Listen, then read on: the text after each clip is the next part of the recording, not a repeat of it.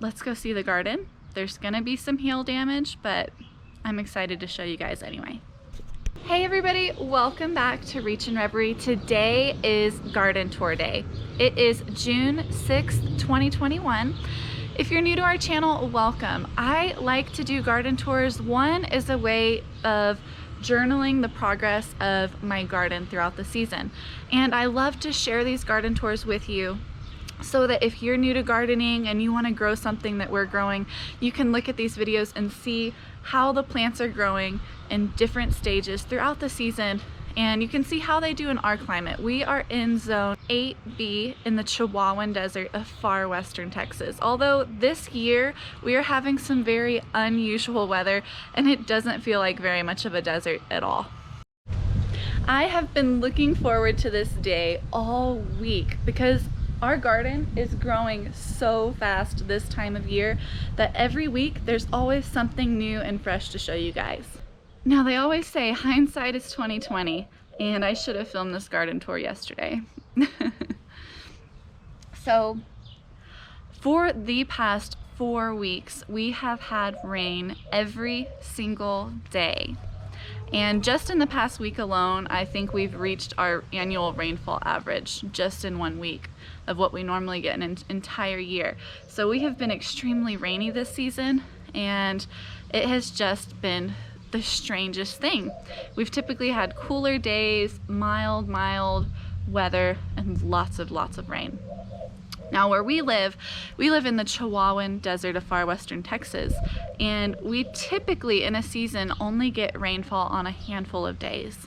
And usually when we get rain, it's brief and typically includes hail. Now we've been really fortunate, and for the past 4 weeks that we've been getting rain every single day, we haven't had any hail. So waking up and looking at the forecast yesterday morning, I was looking at a 2% chance of rain, and we were supposed to hit triple digits. So I decided instead of filming my garden tour yesterday, I would water the entire garden nice and deeply and then film the garden tour this morning. Well, right after I watered my garden, and about an hour and a half, 2 hours later, it starts hailing, and we got a lot of hail and we got a lot of damage to our plants. So I've been super excited to show you this garden this week, and now I'm going into it like kicking myself a little bit for not recording it yesterday while it was beautiful in all of its glory, because now we have a lot of injured, damaged plants in our garden.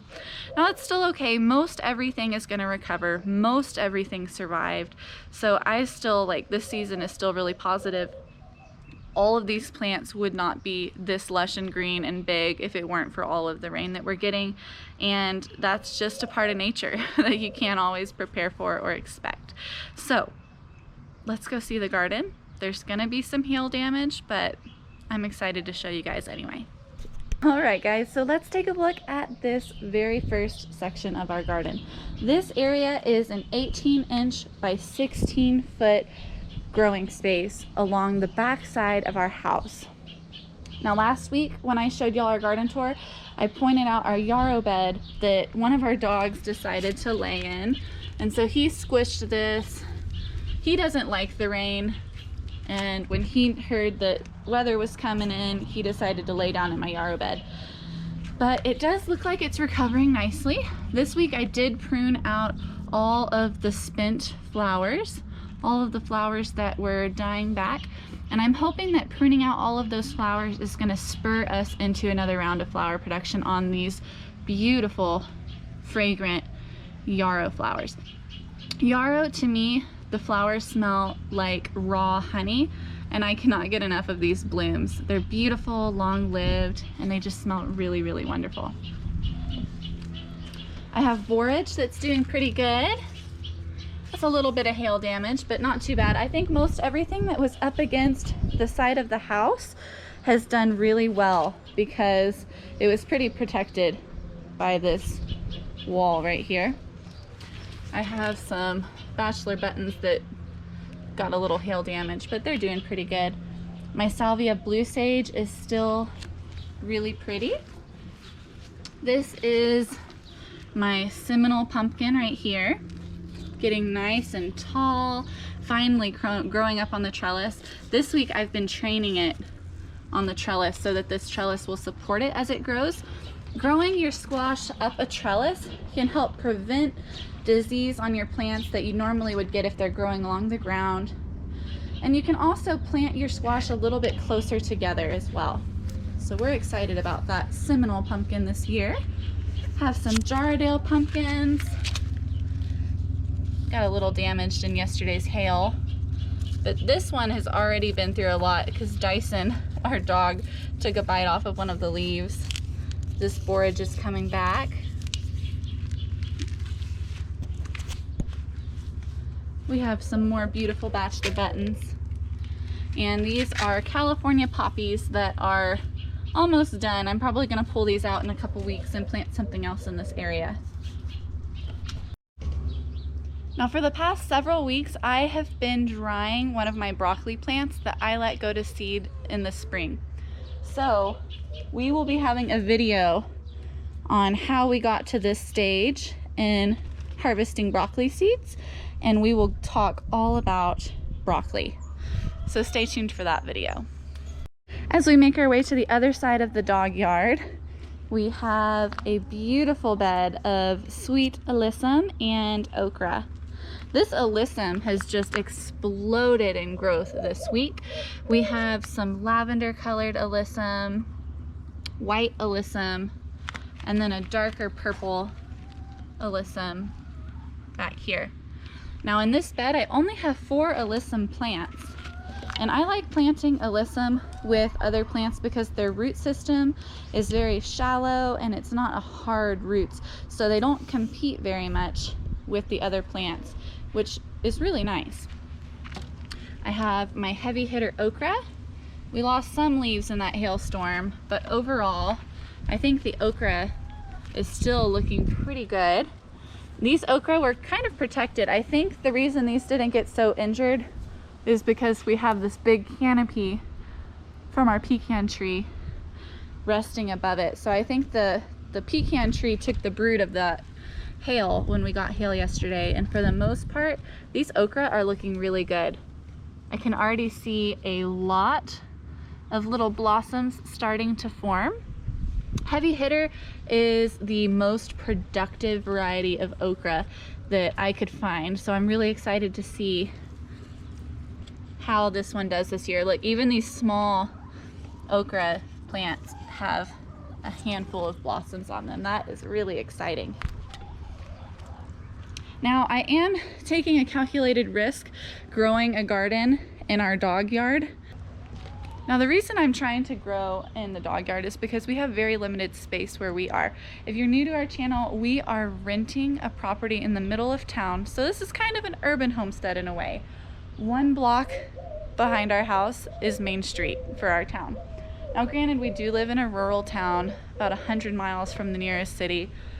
So we are still pretty far out and consider ourselves country living. But our dream is to one day own acreage and build a homestead for ourselves. We want dairy goats, we want more chickens, we have chickens already. We want to grow our own meat eventually, and so we're really excited. This is, in a sense, the classroom where we learn to be homesteaders, and we are definitely trying to make the most of it. So because I'm growing in the dog's yard, where we have our 2 beautiful dogs, I had to put up some temporary perimeter fencing around my garden to keep the dogs out. One of our dogs likes to lay in the garden beds. One of our dogs is pretty nervous, and anytime he thinks it's gonna rain, he starts digging in the garden. And just a way to relieve stress. Even though he's an indoor dog, we keep him inside whenever there's bad weather. If he thinks a storm's coming, he's gonna start digging in the garden. So we had to put up some kind of blockade to keep him out of our precious garden. Right next to our okra and sweet alyssum bed, I have tomatoes and bush beans. I'll have to show you guys a picture right here. Aren't those beautiful? That is the red swan bush bean. And you can already see we have a lot more beans that are growing. And as they start to mature, they'll start blushing, and they should end up being completely red beans when they're ready to get picked. Look at all those beans. Lots and lots of bean production. I love their pretty pink and white flowers. Look at that. Isn't that gorgeous? So we're getting lots of red swan bush beans. Right over here, we transition into our golden butterwax beans, and you can see we're starting to get flowers on those as well. Those are just plain white flowers, which are also still really beautiful. So it's neat that even though I planted these bush beans at the same time, the red swan bush beans are growing up and maturing a little faster, and we'll get another wave with the golden butterwax soon after. On the other side of this garden bed, we transition into mung beans, which is a smaller variety of bean. Very nutritious mung beans. And then we have more of the red swan bush beans. Isn't that just beautiful? Really gorgeous beans. Lots of production on those red swans. Oh my gosh, I'm so excited. We're probably going to eat most of these fresh because we didn't plant a whole lot of beans over here. And if we have any extra, we'll bag them up and freeze them. But I'm pretty sure we're going to be eating these beans just about as fast as we can grow them. In this area 4x4 garden bed, I planted 140 bush beans and 8 tomato plants. In the corner, I have a few lima beans, which I don't think they've started flowering yet, but look at this. This lima bean thinks it's a pole bean. He was labeled a bush. Pretty neat, huh? Our tomatoes have grown massive this week. I planted these tomatoes very close together because we live in a desert climate, and I was anticipating that we could keep them pruned to prevent disease because we don't get a whole lot of moisture. We don't worry a lot about disease in our tomatoes. And I thought planting them closer together would help them shade each other on hot summer days. And because of the unseasonably wet spring and summer that we're having this year, I think I planted these guys a little too close. On the end, I have a white currant tomato exploding with flowers. Everywhere you look on this plant, they have flowers and fruit. Look at this cluster of white currant tomatoes. Beautiful plants. And then I have Brad's Atomic, which is another amazing variety of tomato. Should be getting our first fruit set on that variety. We have the orange peach tomato. Orange peach tomato is really neat in that it has like a fuzzy skin to the fruit, kind of like a peach, a fuzzy peach. And then I have the spoon tomato, which has a little bit of hail damage, sad day. And the spoon tomato has tiny, tiny tomatoes. You could fit about 10 of these ripe tomatoes in a spoon. That's why they call it the spoon tomato. Look at how tiny those flowers are. And look at how tiny those fruit are. Oh my goodness. The tiniest tomatoes ever. Beautiful little tomatoes. Let me show you our other tomatoes on this side. Yeah, you can see after the storm, I came out and I tried to prune off the damage, but we're just now starting to see more damage from that hail as the leaves start dying. Yeah, I think we'll see more as time goes on what was damaged by the hail.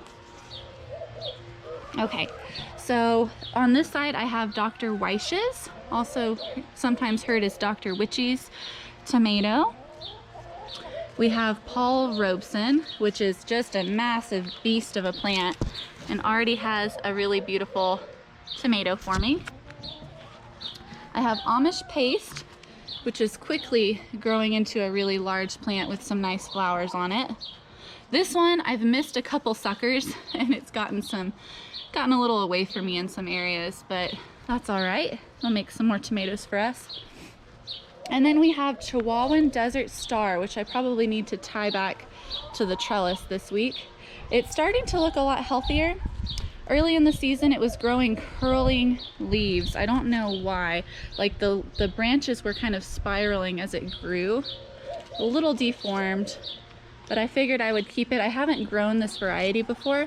It's technically probably a hybrid. One of my professors from college, when I used to go to college, I graduated. One of my professors, he actually gave me the seeds to Chihuahuan Desert Star. He says he's been growing it in his property for years, and he's gotten several volunteer plants from this. And it is a variety that grows really well out here in the Chihuahuan Desert. And I don't know the full story of how he got the seeds. It's locally grown tomato that is really well adapted to the Chihuahuan Desert. He's named Chihuahuan Desert Star. Supposedly a small 1.5 inch tomato that's ribbed. I'm really looking forward to seeing this fruit. And then of course, I have a little snowball tomato right here. This one was a seed that I planted that was actually, it looked like a little conjoined twin. 2 tomatoes grew out of that seed, and I cut off the smaller of the 2 and planted him basically as a propagation. And he's rooted and turned into quite the lovely little thing. And I probably need to up pot him soon because this pot is no happy home for a tomato. But so far he's pretty happy. Look at him. Next up we have our Peanut, who's right here. And he's struggling a little bit because we've had this unseasonably cool weather and so much rain. I think he's struggling with the temperature a little bit. Lost a lot of pecans in that hailstorm, having to pick them out of my bed so we don't grow pecan trees in our garden. And these bush beans are doing really good. I spoke about this a little bit in our last video, that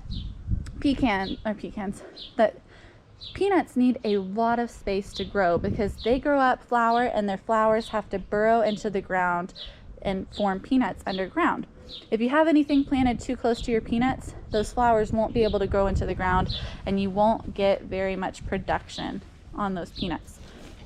So I went ahead and took a calculated risk and planted some bush beans around my peanut, hoping that they would flower and produce a harvest before the peanut matures enough to flower. By the time the peanut flowers, these bush beans will be gone and the peanut will have all of this space, but hopefully I'm using some of that space to get more harvest in the meantime. On this trellis, I have growing nasturtiums. This is tall trailing nasturtium. They can grow up to 10 feet in a season. We also have Yeti nasturtiums in this area. And look at this, they are just now starting to send off runners, and I'm going to be training these runners up the trellis so that hopefully we can get some coverage on this trellis, make a really beautiful greenery up this way. You can see I have more runners over here, and I'm just gonna keep training them until they stick. They're not quite long enough. Once they're long enough, I'll start training them up and weaving them up this trellis. Got some beautiful nasturtium flowers. Nasturtium is a really wonderful plant. It tastes kind of to me like a spicy, peppery horseradish flavor. You can eat the leaves, very nutritious plant. You can eat the flowers, you can throw them into salad. You can harvest the seeds, grind them up. You can make a pepper substitute from the ground seeds, or you can pickle the seeds and make a caper substitute. Such a versatile plant. Really, really beautiful plant growing right there. On this side, we have more Yeti and tall trailing nasturtiums. And we also have a couple of Tigger melons. See, this is a Tigger melon right here.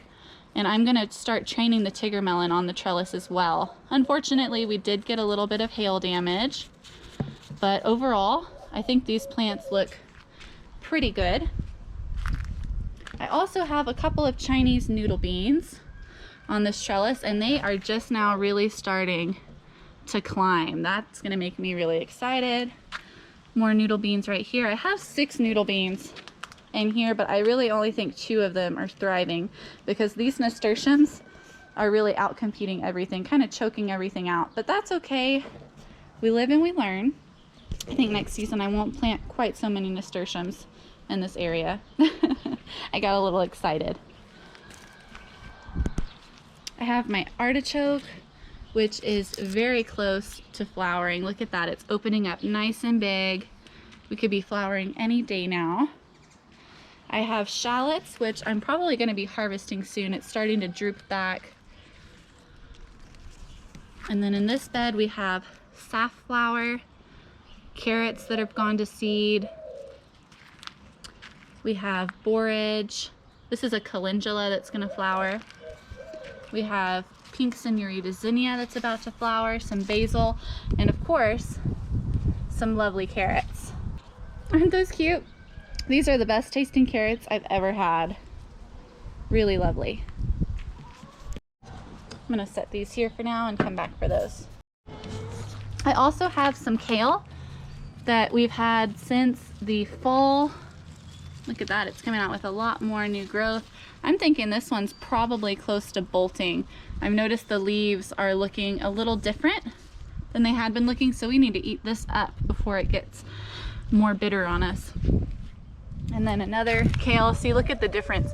This is a Scotch curly leaf kale. You can see their leaves are nice and curled, but on this one, they're not looking curled anymore. So this one's probably gonna start flowering soon. All right, guys, let's take a look at the back garden. I'm so excited to show you how big everything's getting, but at the same time, I'm also a little frustrated because beautiful garden sustained a lot of damage from the hail yesterday. We have fallen branches, so many pecans dropped. I'm gonna have to come out here and pick up pecans.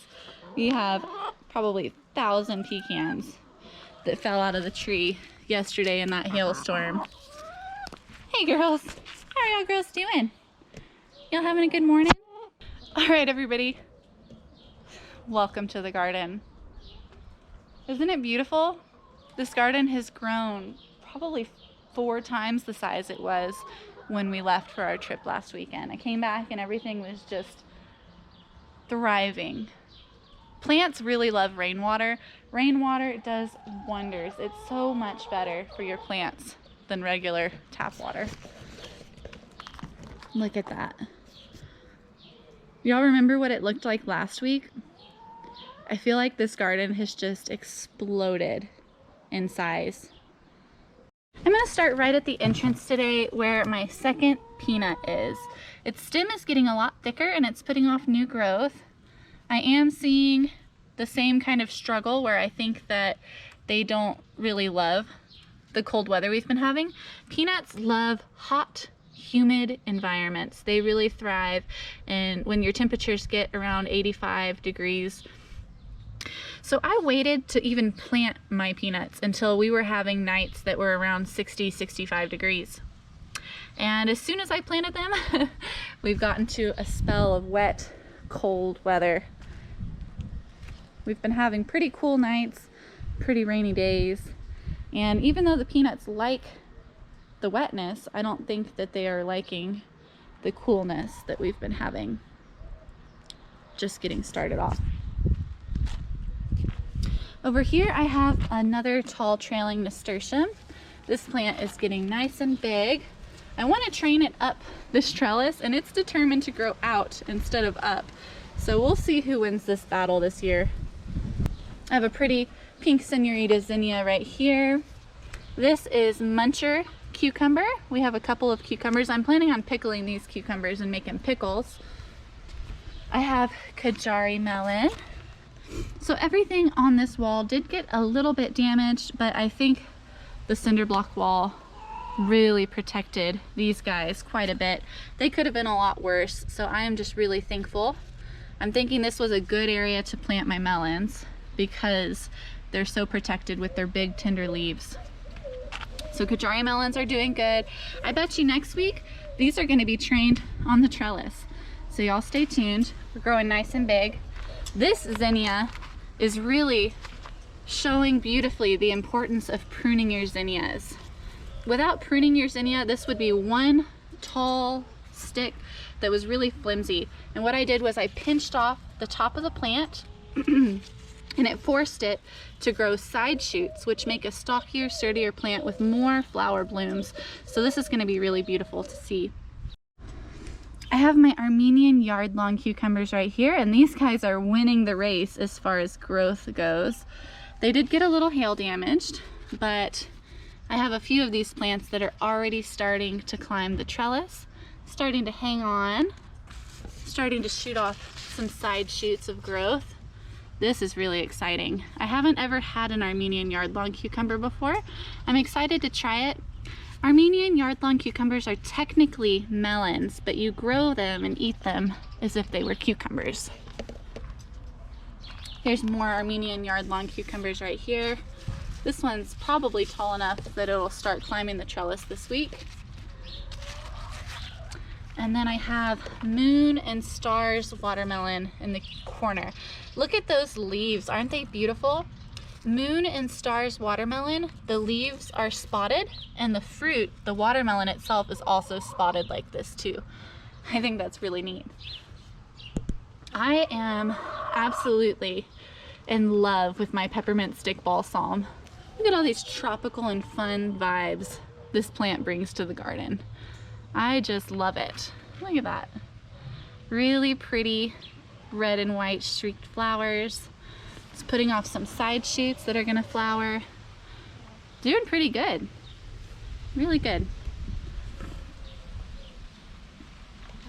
I have Charentais melons in this bed, and these were not protected by the brick wall, and they got quite a bit more damage than the other melons that I have, unfortunately.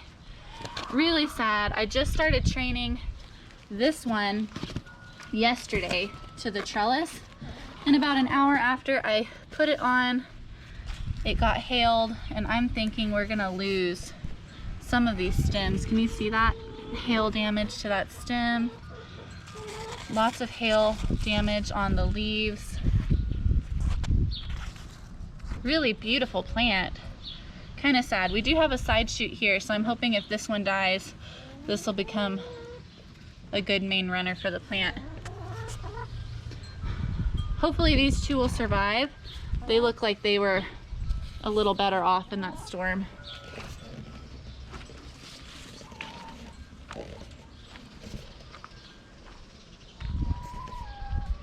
Next we have our tomato, eggplant, and summer squash bed. I was most excited to show you guys this bed this week, as this Ronde Denise summer squash has just taken off. Explosive growth. I actually had to prune it yesterday because it was growing into the tomatoes, so I pruned off all of the leaves that were headed that way and letting it kind of grow out towards us. And I thought these leaves are just the most beautiful thing. And look at the hail damage that we got. Just cut through these leaves like Swiss cheese. I actually was out here right as it started hailing. My priority was to get the chickens put away. I'll always choose chickens over the garden. Look at that. And so from start to finish, Luis and I were looking out the window and we saw the chickens running after things in the yard, and we thought they were running after raindrops falling out of our pecan tree. Turns out they were running after little bits of hail. As soon as Luis and I realized that, we came out, put the chickens away, and within a minute, by the time we got the girls in there and the door shut on their chicken run. A chicken run is just an outdoor chicken enclosure that keeps them safe from predators and weather. So after we have the girls safely closed up in the chicken run, it was pouring hail. Like, it was just falling out of the sky. By the time we had the girls closed up, the whole ground was covered like snow. And I ran inside, grabbed a couple big laundry baskets, and covered my 3 summer squash. I knew with how big and supple their leaves were, they were gonna get the most damage.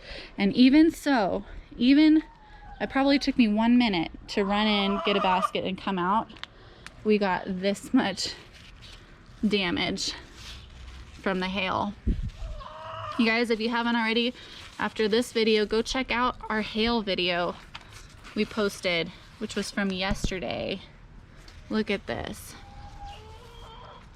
So this is my Pattison Panache Jaune et Vert scallop squash. So this is a patty pan squash. Forms a little flat squash, and it should have yellow and green stripes on the fruit, although some of the fruit form solid yellow. Not all of them have stripes. This is another Pattison Panache. He was little, and this leaf was covering him. So I think this one's gonna survive just fine with hardly any damage. So Pattison Panache right here, Pattison Panache right there.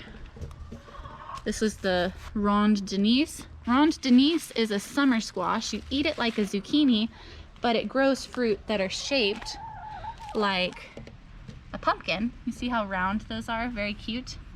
So the Ronde Denise is considered a stuffing pumpkin. So you can cut the top off, scoop out the filling, fill it up, stick it in the oven, and you have a baked stuffed zucchini. That's what I was planning on growing this as. Hopefully we have some new growth. We'll just have to end up maybe pruning off some of these more damaged leaves if they don't bounce back. But I think that everything survived. It might be too soon to tell. I have my eggplant. This is a Little Fingers eggplant. Look at how big these got this week. Really, really tall. Lots of new growth coming up. We did get hail damage. That's gonna be the echoing statement this week. Hail damage, hail damage, hail damage here, hail damage there, hail damage for everybody. Picking out all my pecans. If you don't pick out your pecans, if you have a pecan tree near your garden, they will start growing in your garden beds. And pecans are very hard to pull out because they get really, really deep tap roots and they're strong. And I have trouble pulling them out of the soil. They get really in there. So I end up just having to clip them back until they stop coming up when that happens. My little opal basil seemed to survive. That was a volunteer from last year. Got a little egg that fell out of a tree with the hailstorm. My grow oyas have been fabulous this year. I don't know how well they've worked because we've been getting so much rain. I don't know if it's the rain or the grow oyas that are making my garden bloom and grow so big. So we'll continue this experiment anyway though. My tomatoes are doing really good. We do have some leaves that were lost in our storm. You can see lost some fruit, some flowers fell off, and I've already kind of cleaned this up a little bit, but this entire bed was covered in green. You couldn't even see the straw from how much leaves we lost. I'm still pulling them out. I am not even kidding. I could fill a 5-gallon bucket with the damaged vegetation that we have from the storm. Could fill a 5-gallon bucket. You can see a lot of bruising. This stem was a really long stem. It was blown clear off by a piece of hail. It was taking chunks out of our tomatoes. So I think it's still a little early to tell what all the damage is. Like this big bruise here, we might end up losing all the tomatoes on that stem. We'll see.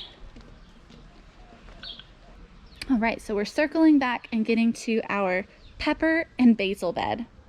I had a really neat video planned out for you guys. I think I can still make it, but some of our peppers did get damaged. I have been running an experiment this season on different ways to prune your peppers to maximize performance and maximize the strength of your peppers, as well as maximize the production on your pepper plants. I'm still gonna make that video. I know some of our examples got pretty damaged in the storm. Look at all of these leaves. Look at all of these leaves. Sad day, but that's okay. Most everything survived, so really can't complain too much. You know, we got hail that was probably about the size of a nickel, and there were areas that got orange and lemon sized hail. So as much as I am frustrated that our garden got damaged, I am really so thankful that we didn't get worse. Just about 30 miles east of us, they were getting lemon-sized hail. About 60 to 100 miles east of us, they were getting orange-sized hail. So we were really fortunate. I have my cubanelle peppers right here.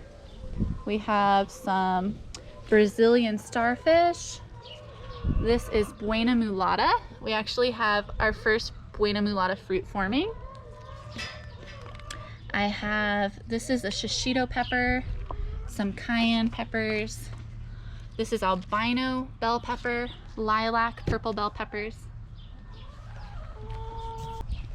This is a Pekin pepper, which is actually a native pepper variety. Harvested seeds from our yard and grew these plants from seed. There's our other Pekin pepper. 3 peppers here are pepperoncini pickling pepper. And then we have habanada, the heatless habanero pepper. And in the middle, I have dark purple opal basil and Genovese basil. Doing really good. And then we have our bed right here along the fence going back to the chicken yard. I have fennel in this corner. Fennel's doing really good. It didn't get too damaged by the hail. And look at that. Look at that cute little stocky base of fennel. I think that's really cute. I have apricot lemonade cosmos. They are flowering prolifically. I got these from A Bit of Earth on Pierce Hill. You can find them on Instagram from a seed swap with Whispering Willow Farm. I have my chrysanthemum melon. I got a little hail damage, but he's starting to grow up on my trellis.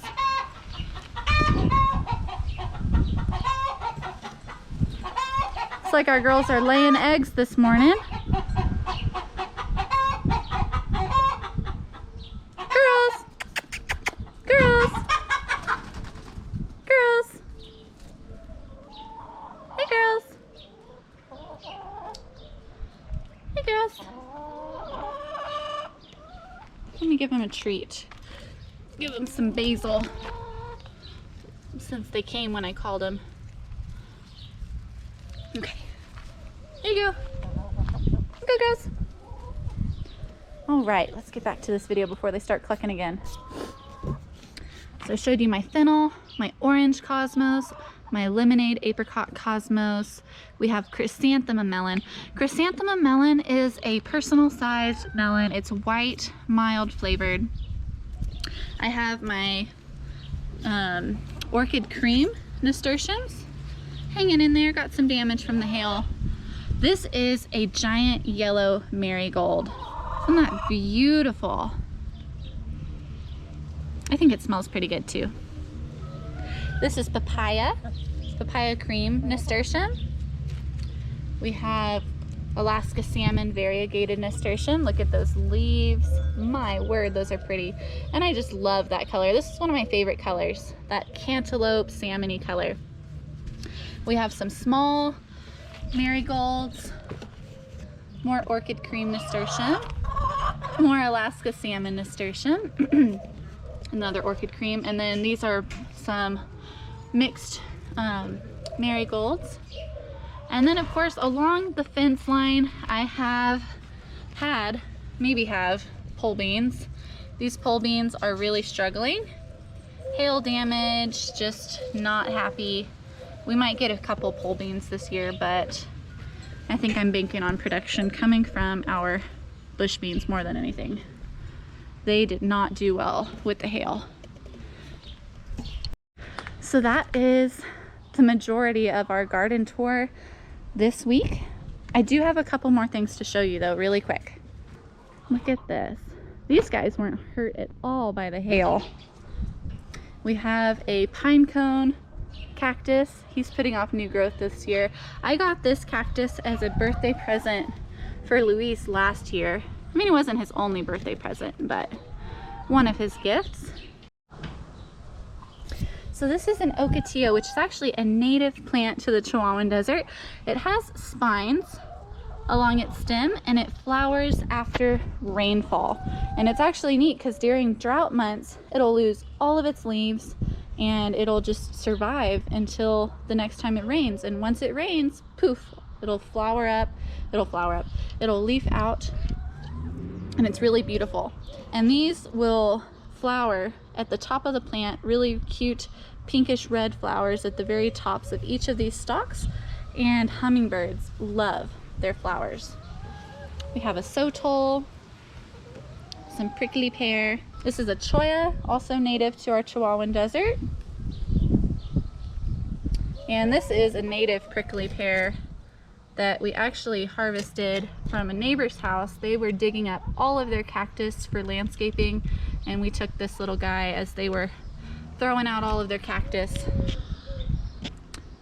Then we also have some other pretties. Before I was a gardener, I liked collecting cactus and succulents. Luis and I at one point had over 50 different cactus and succulents, varying varieties, and we ended up having to downsize so that we could have the time for our garden. And we sold and gave away the majority of our succulent garden. And that is the remainder. All of our favorites and all of our just most special specimens got to stay. Right here in the middle of the chicken yard, right in front of their chicken run and chicken coop, I have a relic. This is one of our native Bikini peppers. This pepper plant has been on the property for longer than we have been on the property. Luis and I have lived on this property for 4 years now, and this plant was very established and looked several years old when we moved in. And every year we cut it back down to ground level, and it survives the freeze, survives the weather, and it grows the next year. And this is the plant that we harvested the Bikini seeds from to make the Bikinis that are in my garden now. And you can just see how much bigger and lusher this is growing, having the established root system versus trying to grow your pepper plant in a single season. This is actually the smallest this plant has ever been this time of year. Usually this plant will grow up basically to the height of this protector that we have to keep the chickens from eating our pepper plant. So most people grow peppers as an annual. Peppers can be grown as a perennial. We got 12 inches of snow in a day here throughout the winter. Over the course of the season, we got 20 inches of snow. We went through several hard freezes, and this pepper plant came back. Came back a little smaller this year, but it did come back. So that was pretty cool. Last but not least, I wanted to show you my honeysuckle plant. This honeysuckle plant is about 3 years old. It's getting nice and established. Honeysuckles are my most favorite smell on earth. I absolutely love honeysuckles. I come and I smell these every single day, and they're still flowering pretty late into the season. Well, thank you guys so much for watching. That is it today for our garden tour. I can't wait to show you how much bigger and better it gets next week. If you like this video, don't forget, give it a thumbs up, subscribe to our channel, and I'll see y'all guys next time. Hey girls! They are standing around at the chicken scratch bin. Is it treat time? You girls want some treats? I did get them a better treat mix going into this season. I did have them back on regular chicken scratch, which is basically carbs and junk food for chickens. This is a chicken conditioner.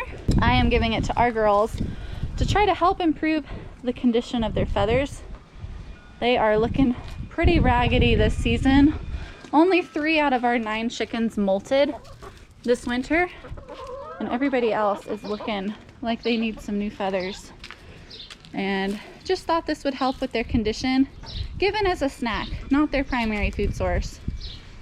Because I thought it's got to be better than just plain carb chicken scratch. At least this has some protein in it and vitamins and minerals and nutrients for them. Girls, Myrtle, you got to get out of the chicken scratch. Come on. There you go. See, it has bits of food in there for them.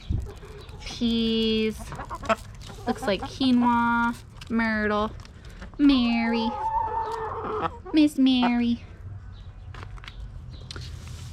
Just looks so much healthier. Y'all should have seen the scratch we had before. It was basically just cracked corn with a couple other things. This looks really good. It actually smells really good too. Kind of smells fruity. So this is about $30 for a 50-pound bag, and chicken scratch is about $6 for a 50-pound bag. So this is much more expensive, but I thought this would be a better, healthier snack for them.